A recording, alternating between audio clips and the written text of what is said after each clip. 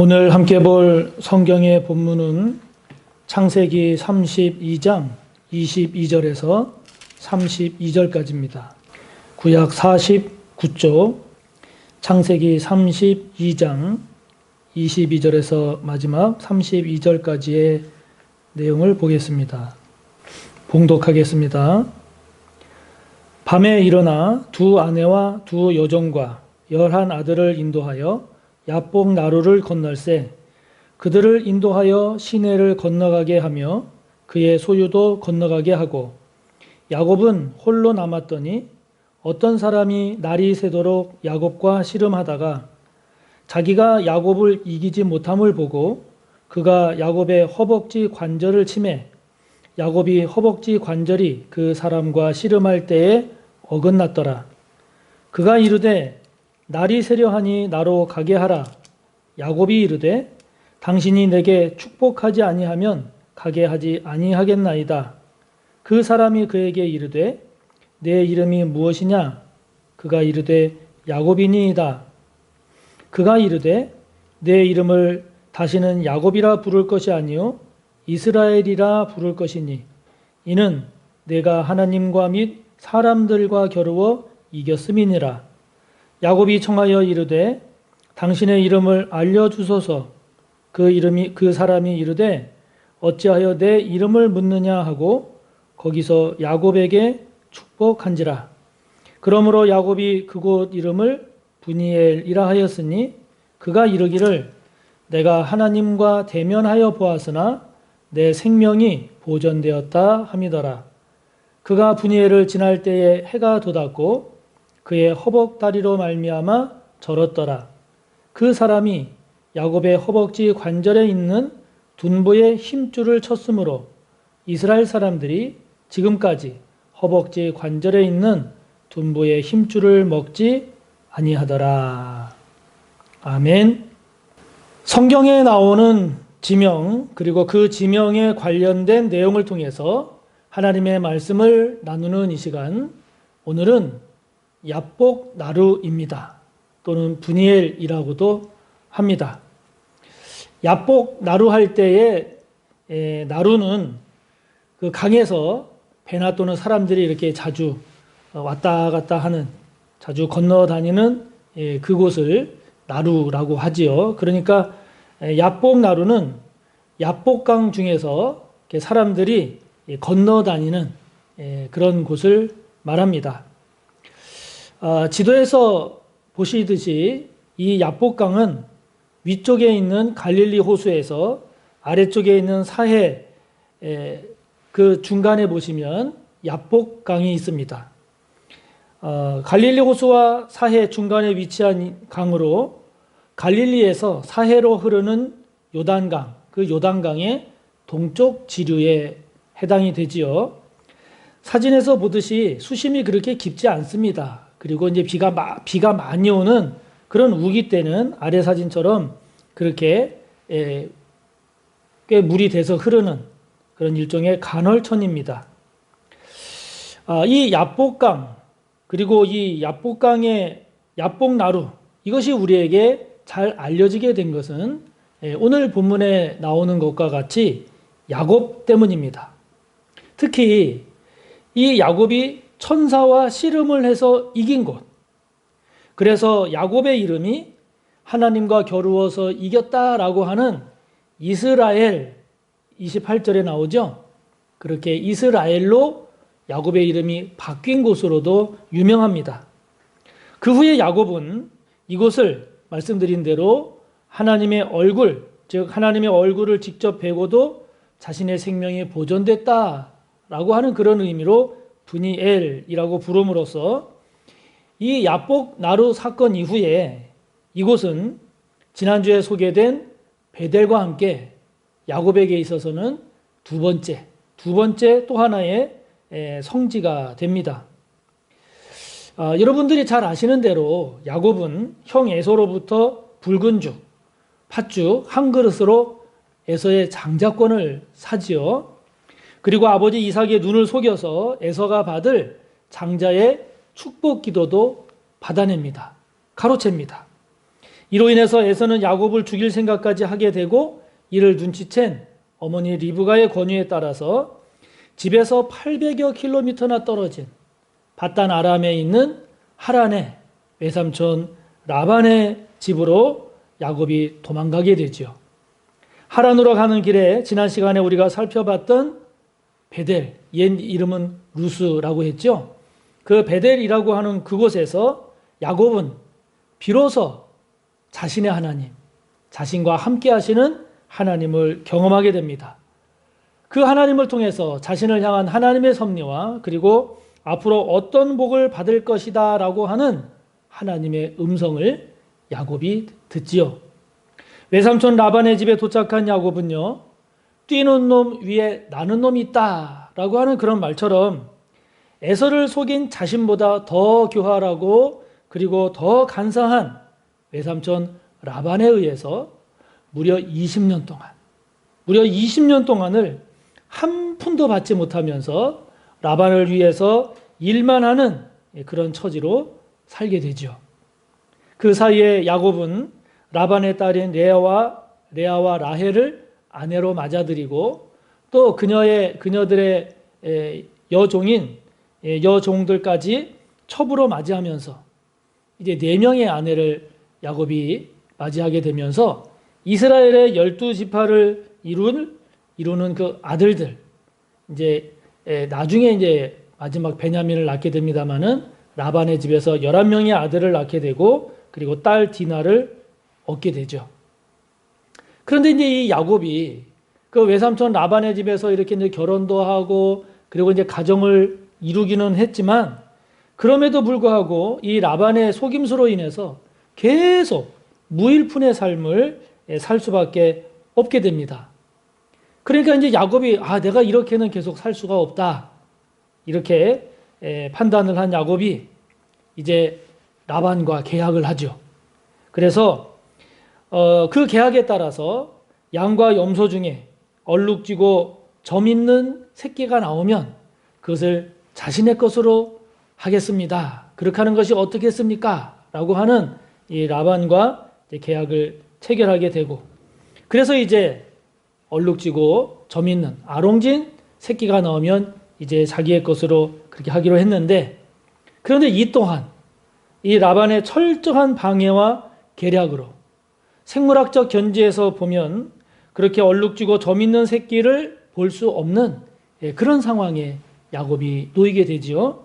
그렇지만 하나님의 은혜로 정말 그것은 하나님의 은혜가 아니면 그렇게 안 되는 것인데 하나님의 은혜로 얼룩지고 점 있는 새끼를 많이 얻게 되는 그야말로 기적 같은 복을 받게 됩니다. 이로 인해서 이제 라반의 집에서는 더 이상 있어서는 안 되겠다라고 판단한 야곱이 드디어 결단하죠. 라반의 집을 떠나기로 한 겁니다. 라반의 집을 떠나서 다시 아버지 이삭이 있는 집, 자신이 태어난 그 브엘세바로 가기로 하죠. 그런데 그렇게 라반의 집을 떠나서 브엘세바로 가는 결단을 내리고 가지만 그렇지만 이 야곱에게는 한 가지 큰 문제가 있었습니다. 해결해야 할 큰 과제가 있었습니다. 이 야곱의 마음을 짓누르고 있는 것, 야곱의 마음 속에서 아직까지도 여전히 응어리 되어 남아있는 것, 그것은 바로 형 에서와의 화해의 문제였습니다. 화해 문제였습니다. 그래서 야곱은 자신의 사자, 자신의 머슴들을 에서에게 보내서 용서와 화해를 청하죠. 20년의 세월 속에 형 에서의 마음도 이제는 풀어지고 누그러져서 자신을 용서해 주지 않을까, 자신을 받아주지 않을까 하는 그러한 기대를 했습니다마는 그 기대와는 달리 그 보낸 사자들로부터 들은 대답은 에서가 400명을 거느리고 야곱에게로 온다는 소식이었습니다. 20년 전 자신을 죽이려고 했던 이 에서의 마음이 아직도 풀어지지 않은 채 결국 자신을 죽이러 오는구나 이렇게 판단한 야곱은 많은 자녀와 그리고 수많은 짐승을 두고 도망칠 수도 없고 또 그냥 그대로 에서의 칼에 죽을 것이다 라고 하는 이런 생각에 야곱은 그야말로 무서움과 두려움에 사로잡히게 됩니다.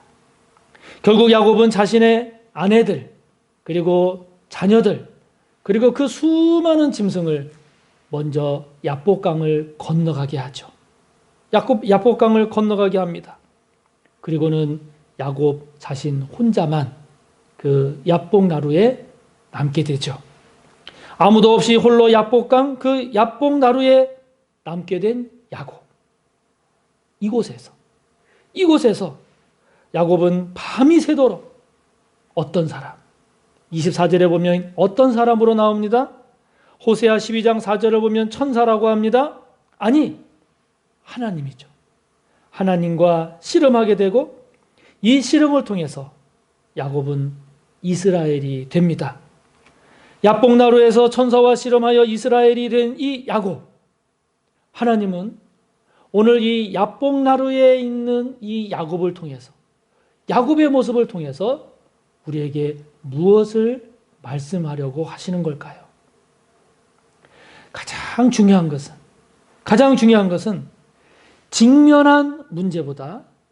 직면한 문제를 해결하는 것보다 먼저 하나님과의 관계를 해결하라 하는 겁니다. 하나님과의 관계를 먼저 해결하라는 겁니다. 야곱은 형 에서와의 화해라고 하는 큰 문제에 직면했죠. 이 문제가 해결되지 않고는 한 발자국도 나아갈 수 없음을 야곱은 알고 있습니다. 그래서 그는 이 문제를 해결하기 위해서 사람을 보냈습니다. 그리고 또 엄청난 예물이라기보다는 뇌물이죠. 거기 오늘 본문 14절 15절에 보면 각종 가축들 합하면 550마리입니다. 얼마나 많은 가축들입니까? 그러한 예물 즉 뇌물을 보내기도 했습니다. 자신을 만나기 전에 먼저 자신의 아내들 그리고 에서에게 조카가 되는 자신의 자녀들 이들을 먼저 에서가 보게 함으로써 에서의 마음을 움직이고자 하는 그런 심리전까지도 했습니다. 결국 야곱으로서는 할 수 있는 모든 것을 다 한 겁니다. 할 수 있는 최선의 방법을 다 한 것이죠. 그렇게 문제를 해결해 보고자 했지만 그러나 이 모든 것들은 문제 해결에 아무런 영향을 하지 못함을 이후의 내용을 보면 알게 됩니다. 에서와의 이 큰 문제 어떻게 해결이 된 걸까요? 어떻게 해결이 되었나요? 그것은 이 야곱이 천사와 밤을 세워 씨름하는 과정에서 해결이 된 겁니다. 천사와 씨름하는 과정에서 해결이 된 겁니다. 여러분, 우리는 이것을 주목해야 합니다. 이것이 중요합니다. 이게 중요합니다. 야복나루에 홀로 남은 야곱에게 어떤 사람이 나타났습니다. 그래서 야곱이 그 사람과 씨름을 하게 됐습니다. 그 씨름은 밤새워 진행이 됐습니다. 얼마나 격렬하게 얼마나 끈질기게 했던지 이 어떤 사람이 천사죠. 하나님입니다. 이 천사가 야곱을 이길 수 없다라고 하는 것을 알고 야곱의 허벅지 관절을 엉덩이뼈, 환도뼈라고도 하죠. 고관절이라고도 합니다. 이 엉덩이뼈 힘줄을 쳐버립니다. 엉덩이뼈를 칩니다. 그러자 야곱은 더 이상 서 있지도 못하고 그리고 걷지도 못하는 그런 상태가 되었습니다. 그럼에도 불구하고 그 천사를 놓치지 않고 질질 끌리면서도 그 천사를 붙잡았습니다. 그야말로 죽기 아니면 까무러치기죠. 죽기 아니면 까무러치기였던 겁니다. 이 천사가 친 이 허벅지 관절의 근육, 이 대퇴부 고관절은 근육 중에서도 가장 강한 근육이라고 합니다. 그러니까 하나님은 이렇게 야곱의 가장 강한 곳을 치심으로써 하나님 앞에 약한 자가 되게 하시고 가장 약한 자가 되게 하시고 하나님을 붙잡지 않으면 아무것도 아닌 존재라고 하는 이 사실을 하나님은 야곱의 뼛속까지 깨닫게 하신 것이죠. 야곱은 왜 이렇게 천사에게 매달린 것일까요? 왜 이렇게까지 매달린 것일까요? 복 받으려고요. 천사가 말합니다. 날이 새려하니 나로 가게 하라. 야곱이 대답합니다. 당신이 내게 축복하지 않으면 가게 하지 않겠습니다.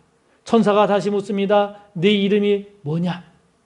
내 이름이 무엇이냐? 야곱이 대답합니다. 야곱입니다. 다시 말하면 형의 발 뒤꿈치를 잡은 자입니다. 사기꾼입니다. 거짓말장이입니다. 그렇게 말한 겁니다. 천사가 대답하죠. 너의 이름을 다시는 야곱이라 부를 것이 아니요 하나님과 겨루어 이겼다라고 하는 이스라엘이라 부를 것이니 이는 내가 하나님과 및 사람들과 겨루어 이겼음이니라. 이렇게 천사가 야곱을 축복하고 떠나갑니다. 그 천사가 떠난 후 야곱이 그곳을 브니엘, 엘은 하나님이죠. 하나님의 얼굴, 하나님을 대면하였음에도 불구하고 내 생명이 보존되었다라는 브니엘이라고 하는 이름을 붙입니다. 천사, 곧 하나님과의 씨름이 끝난 후 이 야곱은 다친 고관절로 인해 절 수밖에 없었습니다. 다리를 절 수밖에 없었습니다. 이렇게 야곱은 육신적으로 더 악화됐습니다. 더 약해졌습니다. 그러나 보십시오. 야곱은 영적으로는 새롭게, 더 온전하게, 그리고 성숙한 야곱이 된 겁니다. 이렇게 야곱이 천사를 떠나보낸 후에 더 악화되고 더 약해진 그런 육신. 그런데 여러분 보십시오. 그런 야곱을 에서가 만나러 오는데 야곱을 죽이지 않습니다. 때리지 않습니다. 저주하지 않습니다. 절뚝거리며 다가오는 그 야곱에게 이 에서가 달려갑니다. 그리고는 그를 맞이합니다. 야곱을 끌어안습니다. 목을 어긋 맞춥니다. 입을 맞추고 함께 웁니다. 문제가 해결된 겁니다. 할렐루야! 문제가 해결된 겁니다. 사람으로도 해결 안 된 문제가 돈으로도 안 되고 꼼수와 인간적인 계산과 꾀로도 해결되지 않던 이 문제가 하나님과의 씨름을 통해 그 문제가 풀어지고 해결됨을 보여줍니다.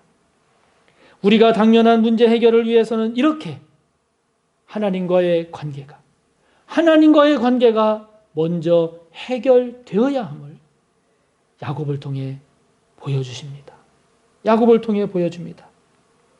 여러분은 문제가 생겼을 때 어떻게 해결하십니까?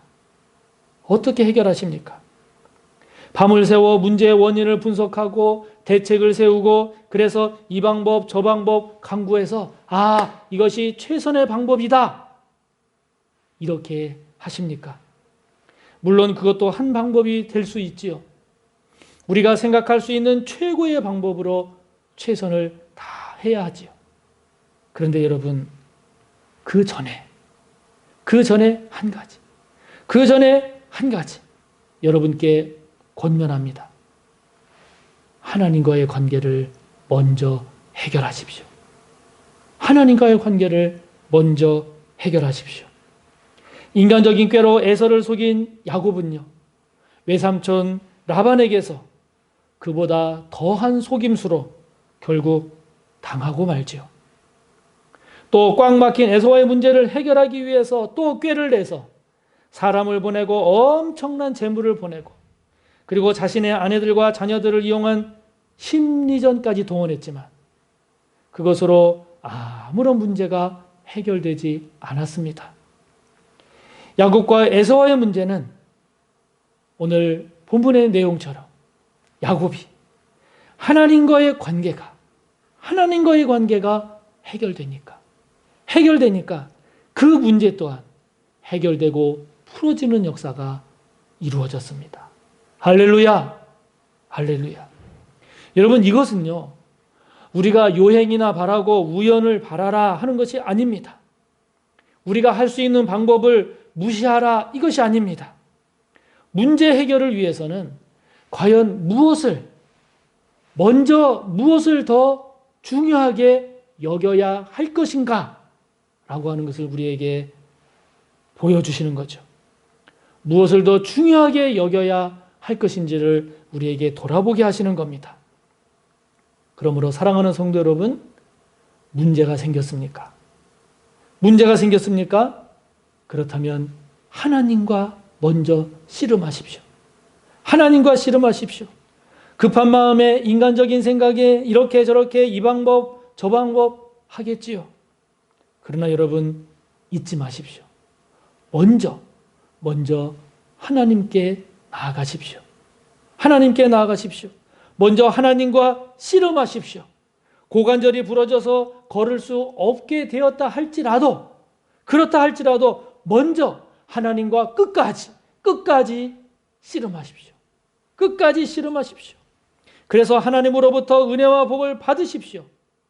그렇게 먼저 하나님과 씨름해서 하나님과의 관계에 성공함으로써, 그럼으로써 문제도 성공하고 승리하는 저와 여러분이 되시기를 축복하는 것입니다. 그렇다면 성도 여러분, 하나님과 씨름한다.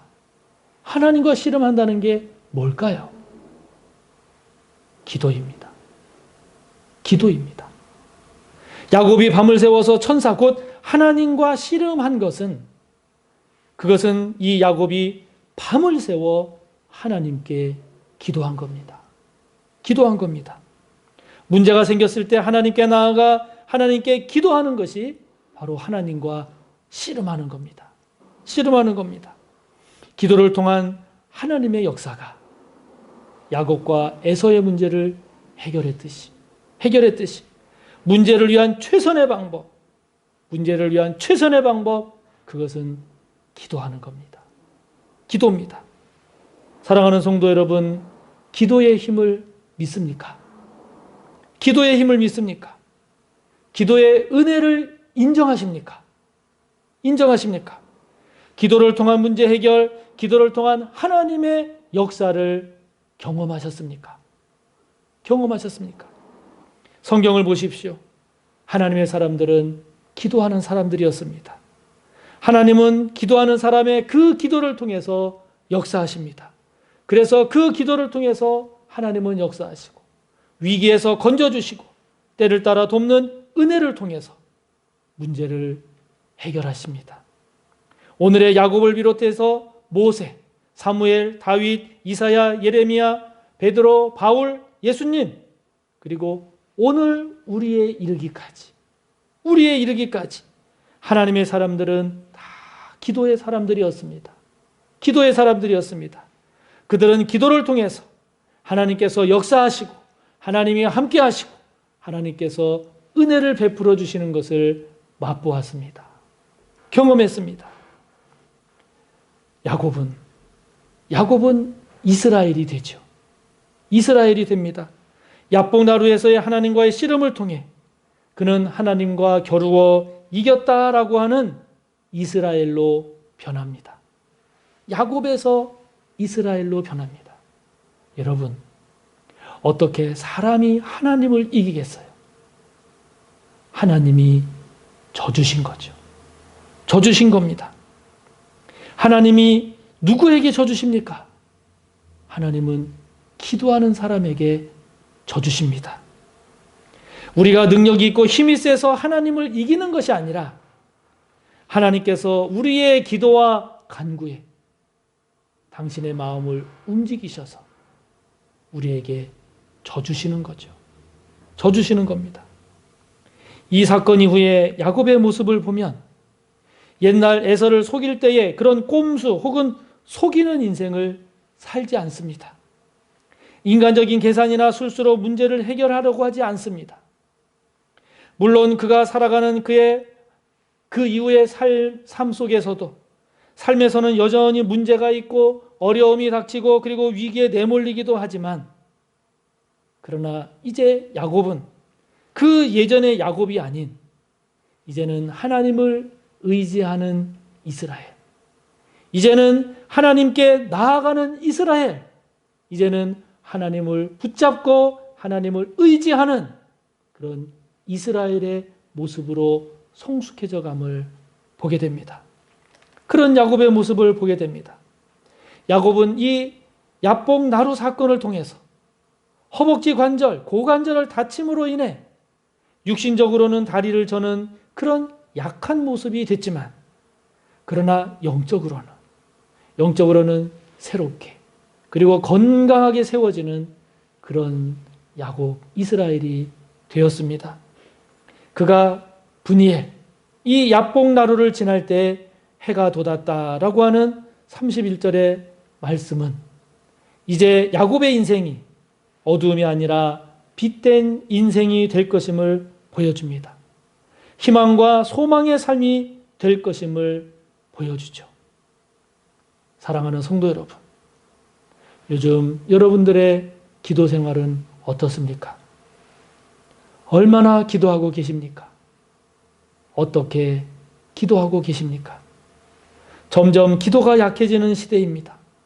점점 기도의 은혜와 능력을 가볍게 여기는 시대입니다. 눈에 보이는 과학과 기술, 재물, 이와 같은 것들이 더 힘을 갖고 눈에 보이지 않는 하나님, 그 하나님께 기도하며 나아가는 삶은 어리석어 보이거나 또는 우습게 여겨지는 그런 시대를 우리가 살아가고 있습니다. 그러나 기억하십시오. 기도가 은혜의 통로입니다. 기도가 은혜의 통로입니다. 기도가 마르면 하나님께서 베푸시는 은혜를 깨닫고 맛보기가 어렵습니다. 여러분 잊지 마십시오. 성경은 기도가 복의 통로임을 보여줍니다. 하나님은 당신을 찾는 자, 당신께 기도하는 자를 기뻐하시기에 기도하는 자에게 당신께서 주고자 하시는 그 은혜와 복을 주십니다. 그러므로 기도의 샘이 마르지 않게 하십시오. 끝까지 하나님과 씨름하여 야곱이 이스라엘이 되는 저와 여러분이 꼭 되시기를 축복하는 것입니다. 야곱은 새 이름 이스라엘을 얻었지요. 이제 야곱, 이스라엘 두 이름을 갖게 되었습니다. 여러분, 저와 여러분 안에도 야곱과 이스라엘 두 사람이 있는지 모릅니다. 우리 안에도 야곱의 모습과 이스라엘의 모습이 있는지 모릅니다. 지금은 야곱의 모습에 가깝지만 그러나 이스라엘이 되고자 하는 그런 거룩한 욕심이 여러분 안에 있는지요? 그렇다면 기도하고 하나님과 씨름하십시오. 그래서 야곱이 점점 이스라엘이 되어 가기를 축복합니다. 야곱이 변해서 이스라엘이 되는 여러분, 야곱의 모습에서 이스라엘의 모습으로 한 걸음 한 걸음 점점 나아가고 성숙해지는 저와 여러분 우리 모두가 되기를 주님의 이름으로 축복합니다. 하나님 아버지, 야복나루에서 천사와 씨름하던, 하나님과 씨름하던 야곱을 묵상해 봅니다. 그렇습니다. 문제 해결보다도, 내가 직면한 문제를 해결하는 것보다도 먼저 하나님과의 관계를 해결하는 것이 더 중요하고 우선해야 함을 깨닫습니다. 야곱을 보니 그렇습니다. 하나님은 야곱을 통해서 그것을 우리에게 말씀하시니 감사합니다. 아버지 하나님, 이 시간 하나님 앞에 기도합니다. 기도의 샘이 마르지 않게 하소서. 하나님과 밤을 새워 천사와 씨름하여 마침내 축복을 받은 야곱이 이제 나아가 에서와의 문제가 해결되었던 것처럼 저희들 또한 기도를 통해 이런 복된 삶을 살아가는 저희들 되게 하옵소서. 하나님과 씨름하는 일, 기도의 샘이 마르지 않게 하여 주시고, 이 기도를 통해 저희들 또한 야곱에서 이스라엘로 변화되어져 가는 더 성숙하고 더 영적으로 강건한 우리 모두가 되게 하옵소서. 예수님의 이름으로 기도하옵나이다. 아멘.